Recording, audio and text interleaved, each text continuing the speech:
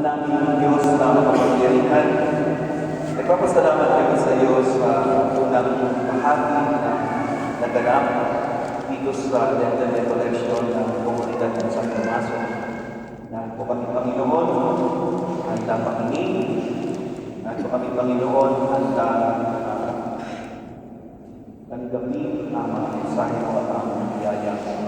Dalangin ko, Panginoon, na patuloy mo kami pagnubayan kasi po mayroong pang second part. Nawa ko ang mga biyaya na tatanggapin ay makabusog, ilaman sa aming sigan at mga katawan, pwede po sa aming spiritual na buhay. Kaya naman, Panginoon, hinihiling ko sa iyo, hinihiling namin na bastasan ito sana ang aming mga mahal sa buhay, ang aming mga hanganin, ang mga tao humingi sa amin ng mga panalangin.